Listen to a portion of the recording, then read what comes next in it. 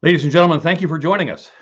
Joining us for this segment of A More Perfect Union, the Conference on American Leadership in the 21st Century, sponsored jointly by the Brookings Institution and George Washington's Mount Vernon. Today, we're going to talk about corporate leadership, the private sector leadership that'll be so helpful to American leadership more broadly in the 21st century. And we couldn't be more fortunate than to have the president of Microsoft joining us today, Brad Smith. Brad leads 1,500 business, legal, corporate affairs professionals located in 54 countries, but operating in more than 120 nations. At Microsoft, he plays a key role in spearheading the company's work on critical issues involving the intersection of technology and society. A native of Wisconsin, Brad is a graduate of Princeton University and received his JD from Columbia University Law School. And over the past decade, Brad has spearheaded the company's work to advance privacy protection for Microsoft customers, the rights of dreamers, and other immigrants, including bringing multiple lawsuits against the US government on these issues. And bravo, Brad. Thank you for doing that. Now, in the time I've known Brad, I've always valued his insight on the responsibility of the private sector to preserve and promote civil society. Brad is uniquely qualified to speak about the types of values-based, principled leadership, not just at the corporate level, but at the personal level, that will be necessary for American leadership in the 21st century. So we're so grateful to have you with us today, Brad, and I can't thank you enough personally. Well, thank you, John. It's great to be with you and with both Brookings and Mount Vernon, two great institutions. So it's a pleasure, and it's a great topic to discuss. I look forward to it. Well, we will benefit certainly from your views on these many issues that we'll be facing.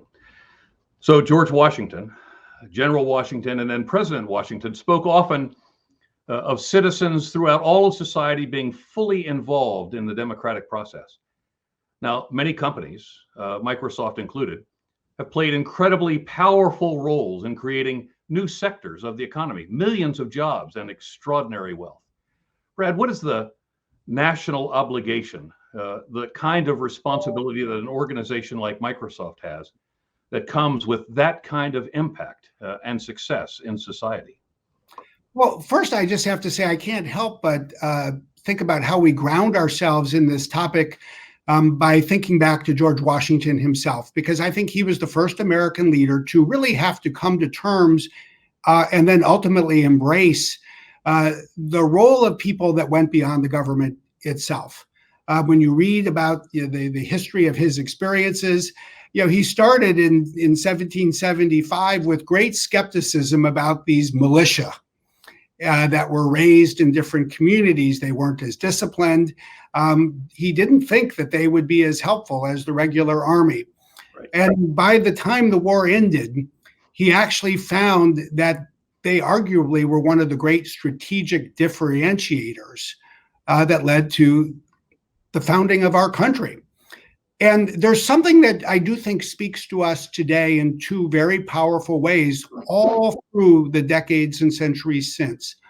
One is the government cannot necessarily solve every problem by itself and needs the agility to expand and call on additional resources that can be harnessed quickly. That was as important in World War II as it was in the war for our nation's independence. But second, it only works if those of us in the private sector bring a public spirit to our work. I always like to say you don't need to work for the public sector to engage in public service. Right. And I think each of us has a responsibility. And that's been part of this almost unique culture of the United States. And now here we are in the 2020s, a new generation of challenges, but in some ways an age-old answer in part to help us meet them. Well, that's a great platform for the next question, which is how does the private sector engage in solving some of the biggest questions that we face as a nation today and in the world? The environment, global health, immigration. What's the role of the private sector in helping us to solve those challenges? I would say two things. First, I think you always need role clarity to do anything important in life that involves lots of people. So in the first instance, I do believe that the public and private sectors have distinct roles. And, in a democracy, to address public challenges, we quite rightly look to the government to lead. And to make decisions by people who are elected by the citizens, and to act pursuant to the rule of law that applies to all of us. Now, within that framework, I do believe that there are important contributions for the private sector to make. And I think that the answer for each of us in the private sector is to, again, search for role clarity by asking ourselves, what is it that we uniquely can do? And different industries will answer that question in different ways, different companies and different individuals. But certainly when I look at the technology issues of our day, there is no doubt in my mind that when it comes to things like cybersecurity and privacy, or just spreading digital skills and broadband, we have a unique contribution to make. And what is most important is that we proactively engage to be part of the solution to these problems. So in that context, how does the success of the private sector translate into increasing government effectiveness and overall good governance? And are there efficiencies, or are there approaches found in the private sector that can be translated to the bureaucracy that government must have in order to be effective? I think that there are so many problems that benefit from our sitting down together and asking ourselves what we can do. I'll just make it very concrete. There are two big problems I've been spending my time on this month. One is cybersecurity. Mm-hmm. And it's so clear that when we think about cybersecurity, the tech sector has almost a first line of responsibility to defend the nation, because we defend so much of the critical infrastructure on which the nation relies. And then we need to do that in support of and in partnership with government. But then I'll go to a very different example, my meetings today. I think that we have discovered that in some ways, it was actually easier to invent a vaccine than it is to distribute it. And there's actually good reason for that. This distribution is an enormously complicated logistical challenge in a country that typically relies on the free market to distribute goods and services, not the government itself. And so, we ask ourselves, well, my goodness, how do we get all these vaccines to the people that need it? Well, it turns out you need a technology platform to connect the people and the processes together. You need to ask, I think, as we're asking ourselves today, are there gaps that we can help fill? Are there, we have employees that we can send over to help with data entry? Are there facilities that we can make available? Can we bring our sophisticated efforts around business process simplification every day, to work that badly needs it? And so I'm never going to be one who says, just let the market solve these problems. I think we need this partnership, and we need a regulated market. But I also think that for those who sometimes think, let's just leave businesses out of this, let's not look to the market, that I think would fall short of the full capabilities that we need to harness to address these great problems. Well, you've hit an important point, and just the nature of the logistics alone for, as we say, getting vaccine into arms, you almost can't overstate the complexity of that. But it is solvable, and I think we're taking steps to make that happen. So in that context, how can major philanthropic entities in the midst of worldwide intense political differences make a difference on things like global health issues, just COVID-19, both in the United States, domestically, but internationally as well? Can an organization in the private sector, Microsoft, your leadership, can that help to forge collaboration at the national level between cities and states and the national government, but even more so between countries as we try to solve this enormous public health issue? I hope so. I think the answer needs to be yes. Right. I think one of the interesting things about the problems of the world is that many of them don't stop at a nation's borders. Virus doesn't respect borders. Carbon does not either, as it spreads through the atmosphere. Now, interestingly, governments actually stop at a nation's borders. So part of what we need to do to solve problems is work together in more of a multilateral framework than we have, say, the past 4 years. But then you think about the role of private institutions, whether they be companies or other institutions like the Brookings Institution or large philanthropic organizations. We tend to operate with a global reach, and that's a great asset. And so I always like to think about three areas in which we can contribute. First, it's what we can do. So if there's a technology solution, we can contribute it, and we can contribute it on an international basis. Second, there's the power not just of what we do, but what we might say, the use of our voice. And we always need to be thoughtful. We need to be appropriate.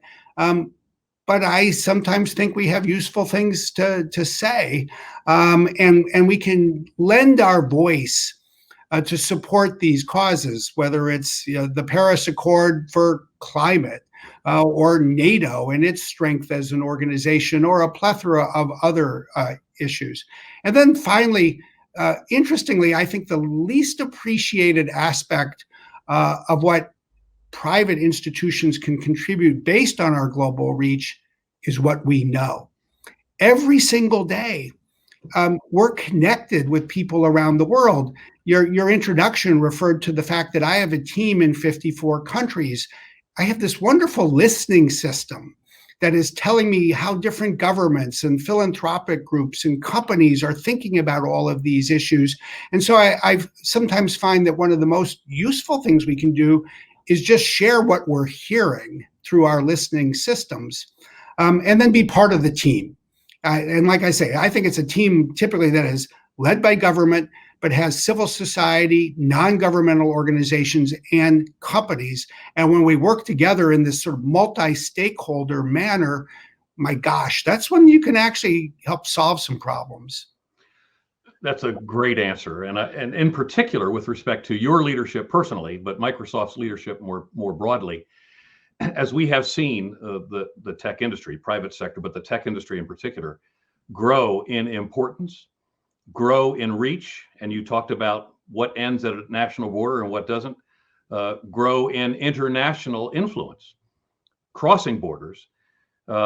There is a real role here, potentially, as we go forward in the 21st century, especially with emerging powers, for organizations like yours and leadership like yours personally, Brad, to play an important role in helping us with our international relationships. Could we take just a moment and talk about two things? One is how you see the relationship perhaps with the U.S. and China going forward. I think we're on the verge of a very interesting moment going forward with the relationship.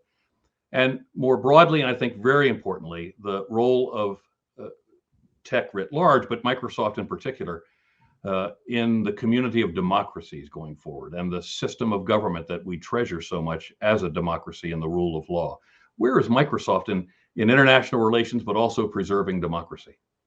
Well, when we start, let's say, with the U.S. and China, the Pacific is the widest ocean, and in geopolitical terms, it seems to be getting wider still. Yeah. And I do think it's just fair to acknowledge that the U.S. And Chinese governments have very different worldviews and just very different systems of government and values and even philosophical traditions. I do think we're in an era of strategic competition, and I don't think that's going to end. And I think that's going to have a lot of implications for a great many questions. At the same time, I don't think that we can really afford to allow a divide to become a complete rupture. We need to have a dialogue that spans the Pacific and brings together the rest of the world. We need to identify where we can, and indeed, I would even say must work together, with climate being at the top of the list. And even on issues of technology, where you're seeing two spheres almost, there, I believe, will be a need for some level of interoperability, and at times for technology to move across the Pacific, but with the kinds of controls that will ensure trust.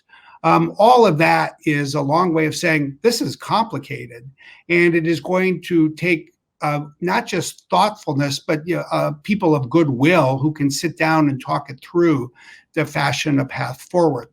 But the other part of it is, I think, quite rightly connected, as you did, John. This is a time, I believe, to call on the world's democracies to work more closely together. I always look forward every January to the Economist Intelligence Unit's annual review of the state of democracy around the world. In recent years, it's tended to show that roughly 47% of the world's population, 3.7 billion people, live in about 75 democratic nations. We have more in common. In fact, we have more common cause, I would argue, than perhaps we have had in quite a long time. And I'm very optimistic that the Biden administration recognizes this, will provide renewed leadership that the world wants from us, and I think we should be hard-headed. It's going to take a lot of work to rebuild confidence in the United States. It's going to take determination over time, and I will hasten to add, it will need more than leadership by people in government alone. Even in the last 4 years, when the government retreated, those of us in the private sector leaned in. And I think for those of us in the tech sector especially, it is a powerful reminder of both the opportunity we have to contribute, but this enormous responsibility I believe we have to win trust ourselves, to build guardrails around technology, and to do more to address the concerns that people have oftentimes about technology itself. Well, as we face 2021, it's just recently, within the last few days, where the first indicators came to us about COVID. In less than a year, we have suffered hundreds of thousands of dead, millions infected, the near tanking of our economy, separately but related, a national reckoning on race and equity and social justice, the very clear indicators that there is a climate crisis right on the horizon, and then, of course, the whole issue of the presidential election, which has played out very poignantly in just the last 24 hours of our conversation. Another great president, Abraham Lincoln, talked about the binding up of the nation's wounds. Now, an organization like Microsoft, an organization out of the tech sector, they have a unique opportunity now to help us to bind up the nation's wounds. How would you see that going forward, Brad?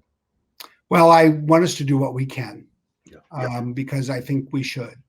And I just think part of what we need to recognize is the need to build a brighter future for racial minorities in urban centers and rural white citizens as well. We need to think about the country as a whole.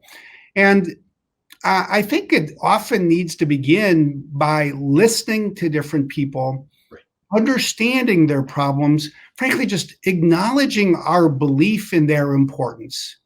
One of the great things I've always loved about the foundation that Bill and Melinda Gates founded after leaving Microsoft, but obviously with the foundation of success that Microsoft itself created, was this very simple principle: every life is of equal value. And I just think so often in our country today, people don't feel that they are regarded as being equally appreciated by someone else. So I hope we can all show greater appreciation. It's a time to remember that the enemy is a virus, not each other.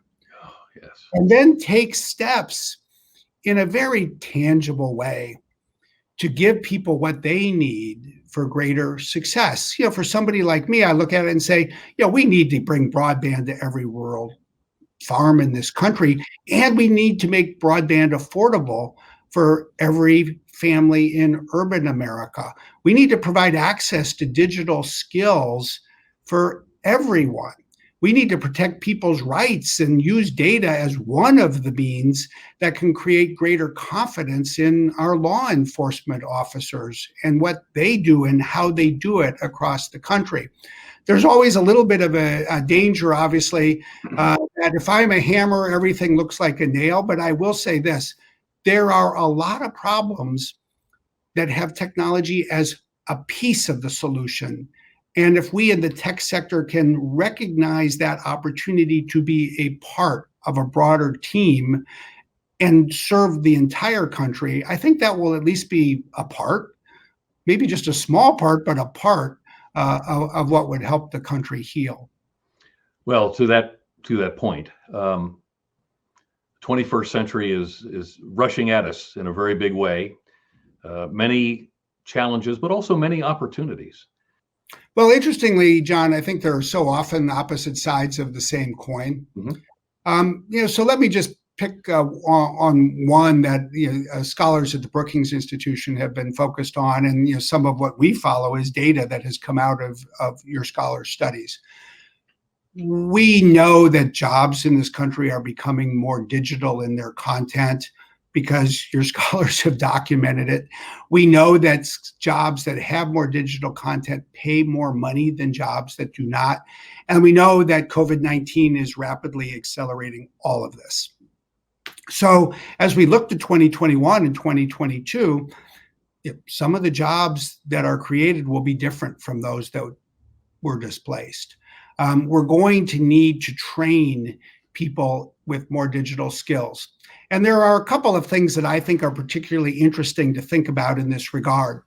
Between 1980 and the year 2000, employers, private sector employers and public sector employers, invested in more and more training of their workforce, of their employees. But that hit a peak in about the year 2000. I think that was the point when everybody recognized that people likely were able to come to work knowing how to use a computer, or they could go watch a YouTube video if they did not, and the employers didn't need to provide that training. So we saw employer investments in employee training first drop for a decade and then stagnate for a decade. We need a reinvestment in the training of our people. And this is at every level, from grade school to universities to lifelong learning for people who have jobs and people who do not. It should call on all of us. We know that technology tools and services like LinkedIn that Microsoft owns will be part of it. This should be a moment when private sector employers ask themselves, what can all of us do to invest in our people? And for us at Microsoft, how can we provide the technology to make that easier? I think it is a time for government to ask as well, especially, I will say, for the small business sector. As we think about stimulating the economy, I happen to believe that one of the great short and long-term benefits is to reduce the barriers of entry for people getting new jobs by, say, providing tax credits to small businesses to invest in training and onboarding, the skilling, so that people have a brighter future. Other countries around the world are doing this. We shouldn't be a laggard. We should be a leader. So that's just one issue that sort of connects everything we're talking about here, all of the different parts of society that can contribute. I think the need for new ideas and for leadership by the government itself. Well, Brad, thank you so much for joining us today. If there was one common thread in your answer, the answers to those really important questions, it was that people matter. And that they are important not just to your organization, Microsoft, they're very important to you, and they should be important to us. And thank you for that. Thank you for that inspiring message. Thank you for your leadership. Thank you for your humanity. And we couldn't be happier than that you were able to join us today in a conference that wanted to talk about American leadership in the 21st century to make a more perfect union. Thank you. Thank you, John. And just to close where I began, one of the things I appreciate about this topic is oftentimes people who say are more conservative are skeptical about the role of government. And sometimes people who are more liberal are more skeptical about the role of business. Well, George Washington began that war with great skepticism about what people who were not employed in the regular army could contribute. and what he learned, what won this nation's independence, was literally the ability to bring people together and solve problems with creativity about what each of us could do if we work together in new ways. This is a good time, not just to virtually connect with Mount Vernon, but I think also intellectually, perhaps build on an idea that was born there. Couldn't be better said. Thank you so much for joining us today and for participating in this conference to make a more perfect union. Thank you, Brad. Good. Thank you.